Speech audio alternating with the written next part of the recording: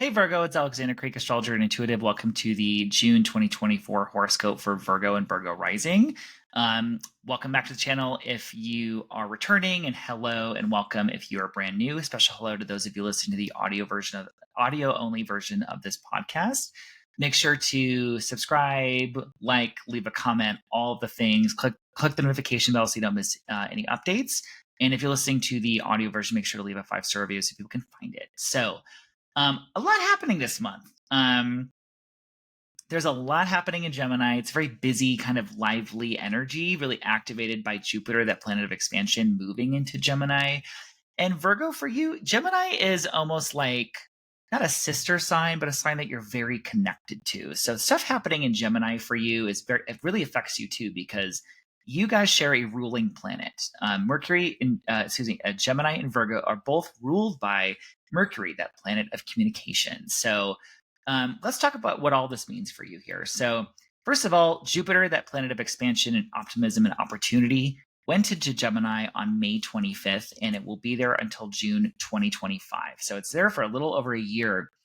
And for you, that means it has moved into your 10th house of career. So it's expanding career opportunities for you for about a year. So Jupiter in Gemini itself, it's a very busy energy. It's very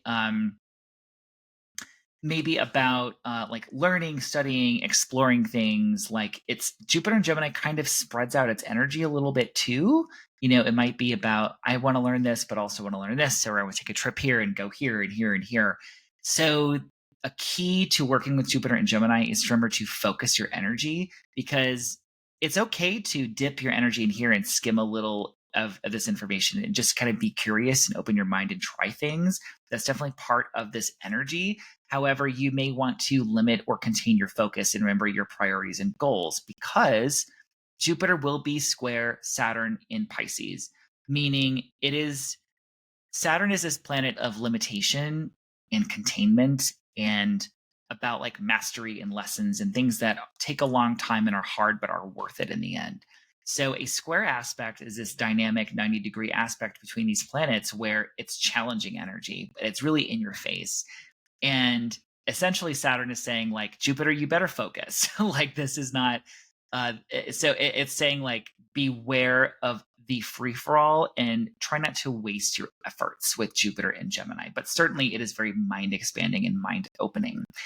And for you, again, it's moved into a very big part of your chart. It's on one of your it's in your 10th house. It's like the highest point. It's one of like the highest points in the chart. It's angular, which means it's just very significant because it has to do with like life direction, your work and career, what you're achieving, and also kind of how you're perceived by the public and your public reputation.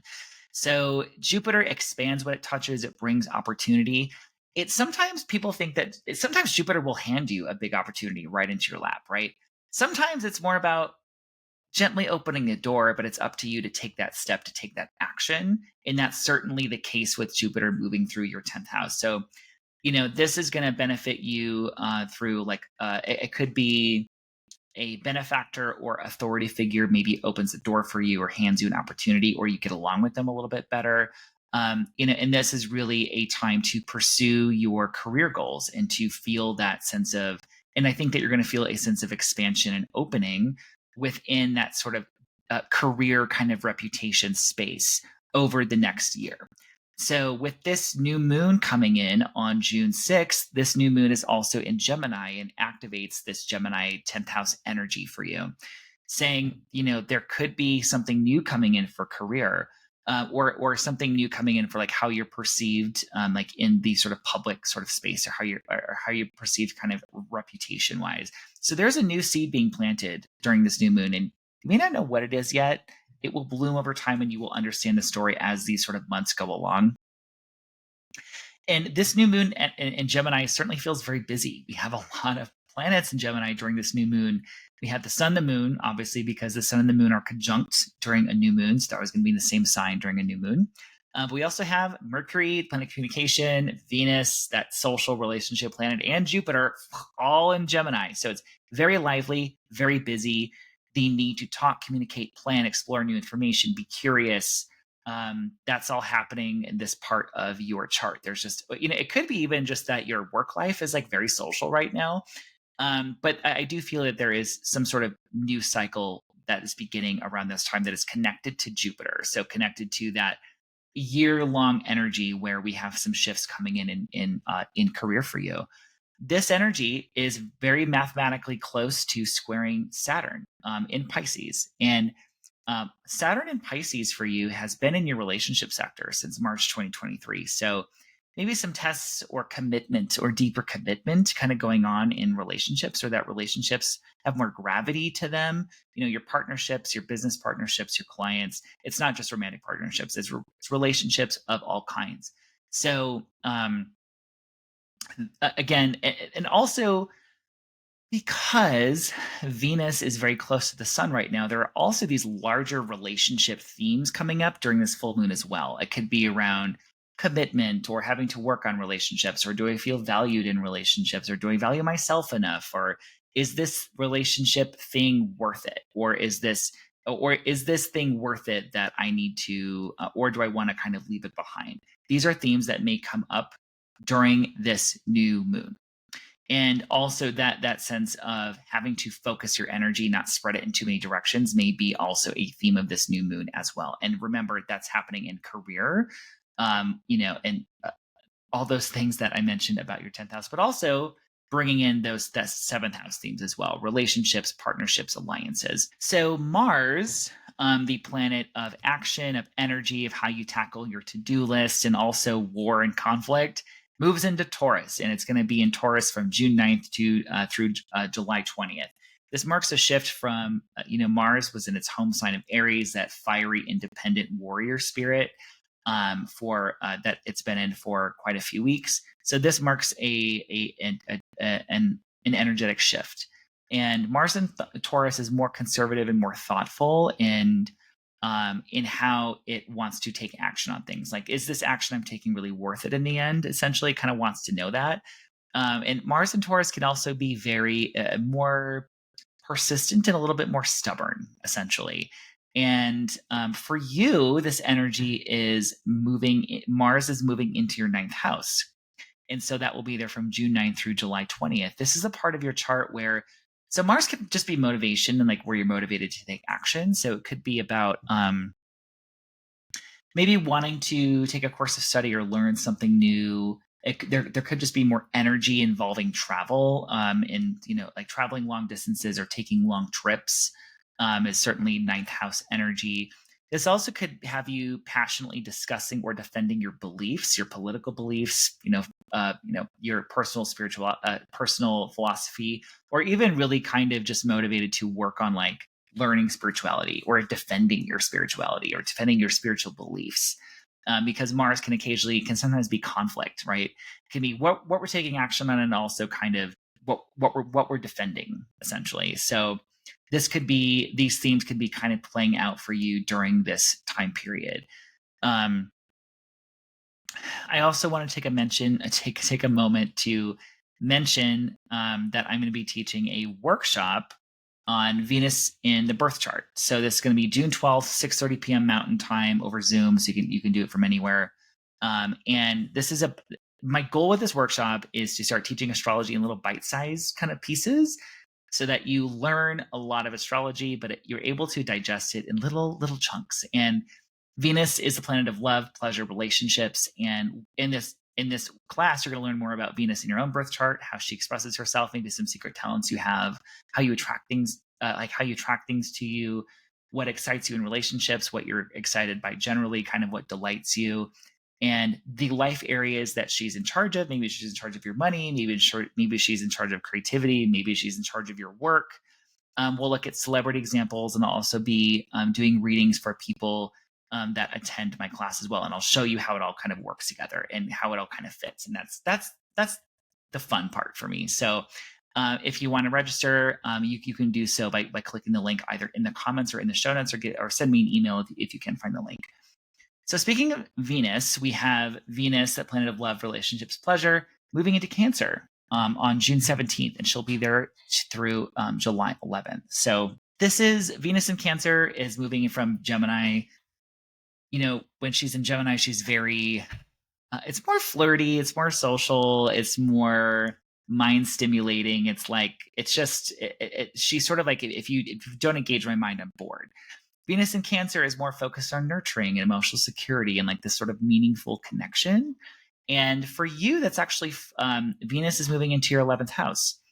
So this could be about some pleasurable experiences or getting together with or connecting with friends, with colleagues, with people who maybe that you share like-minded views with, and just about some quality time with them or having some opportunities or networking opportunities come up through that as well. And this could also be about maybe even finding some pleasure in like looking at what are your hopes and goals for the future, like what are you wanting to manifest in the coming year and the coming months or so. Like this could be like, I want to do a little dream board. And frankly, with Venus and Cancer, with everybody, this is a more domestic and homey kind of energy. So it feels like you could just be hanging out with some trusted colleagues and friends, like keeping that kind of circle kind of small, but sharing those connections. And it does feel like a more social time for you during this time period. So, lastly, we have the full moon happening for you in your home and family. No, I lied. Excuse me. In your fifth house, which is creative projects, romance, pleasure, and children. So this is a two-parter full moon because we have the full moon is in Capricorn. This is on June 22nd. It's at 1 degree of Capricorn. Next month we have another full moon in Capricorn happening at 29 degrees.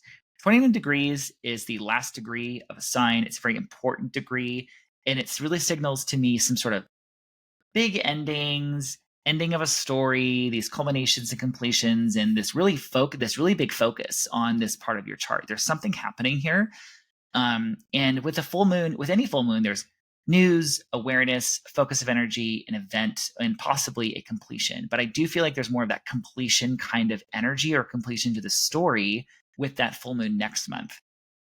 So you'll want to pay attention to themes connected to your creativity, the creative projects that you're putting out to the world. What brings you pleasure? How you have fun. Your romantic and sexual life as well. There could be action here with this full moon, or kind of a lot happening, or some drama going on with this part of our charts. It's kind of juicy. And we also, this also could be connected to children in your life, like your own children, or if you work with children regularly, kind of connected to that space. Something could be happening in their lives. What's interesting is that Saturn, the ruling planet of Capricorn, thus we would look at to what Saturn is doing around this full moon to give us a more complete picture. Saturn is the planet of mastery and lessons and things that are hard but take a long time, but they're worth it in the end. And Saturn is stationing retrograde in the same part of excuse me, in let me look. Oh no, Saturn is stationing retrograde in your 7th house. So this could be it's stationing retrograde in your 7th house a week later, excuse me. So at the time of this full moon, it's getting ready to slow down and go backwards. So when it does that, it does tend to pull focus and make those areas more noticeable, like having to review, reassess partnership matters, essentially. Like there's something going on for you, romantic partnerships, business partnerships, your roommates, your clients, your one-on-one relationships. You're thinking about like reviewing those, or you're thinking about like, how do I want to approach these, or how do I want to commit to these right now? Or am I showing up, in the way that I need to show up? Or perhaps with this full moon too, it could be a romantic relationship. Maybe there's some more kind of gravity to it because there's this connection between your romance sector and your commitment sector. So it just feels like whatever's going on with that's really kind of pulling some focus here. I also want to say Saturn does also rule your work and health. So you could also be looking more closely at your daily work grind, your job, and your physical bodily health. Maybe seeing what works and what doesn't work as Saturn goes retrograde. So that's kind of a layer and a piece of the puzzle to this full moon. So I'd pay attention to those areas of your life and kind of see what is popping up for you. So that is your horoscope for June 2024. Hope you enjoyed. Hope we found it helpful. Let me know if it's hitting for you, or maybe kind of, or I don't know, let me know what's going on in your life. whatever. Let me know maybe your rising sign or your big three in the comments below. Or if you're listening to the podcast, maybe email me and let me know kind of what's happening too. I always like to hear from you guys. So anyway, I will see you next week with another video. And thanks again for watching or listening.